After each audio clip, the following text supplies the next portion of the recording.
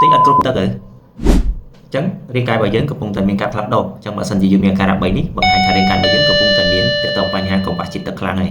ចឹងយើងមិនដឹងទាំងអស់គ្នាតើកង្វះជាតិទឹកឬក៏បញ្ហាដែលយើងខ្វះជាតិទឹកក្នុងរាងកាយនេះរោគសញ្ញា3នេះមានអីខ្លះតោះមកតាមដានទាំងអស់គ្នាអញ្ចឹងរោគសញ្ញាទី1ដែលពមៀនថារាងកាយរបស់យើងខ្វះជាតិទឹកទី1នោះគឺ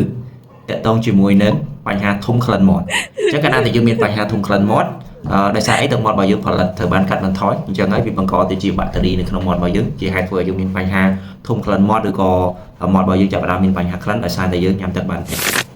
ហើយការៈទី2នោះគឺងងុយគេងអស់កម្លាំងទោះបីយើងគេងឆ្អែតយ៉ាងណាក៏ដោយក៏នៅមានអារម្មណ៍ថាគេងអត់ស្កប់អត់គ្រប់គ្រាន់ដែរដោយសារតែរាងកាយរបស់យើងទាក់ទងជាមួយនឹងការផលិតគ្រាប់ឈាមរបស់យើងគឺផលិតមិនបានល្អទេអញ្ចឹងជាហេតុធ្វើឲ្យរាងកាយរបស់យើងត្រូវការប្រើថាមពលច្រើនមែនទែនដើម្បីទៅស្ដាររាងកាយរបស់យើងត្រឡប់មកវិញ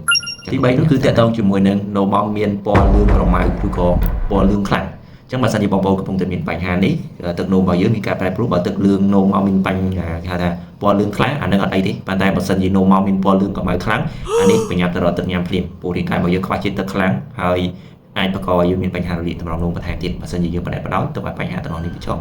អញ្ចឹង follow លើនេះដើម្បីទទួលបានចំណេះដឹងមួយថែមទៅក្នុងជំនាញនេះដើម្បីទៅចែករំលែកបងប្អូនទាំងអស់គ្នា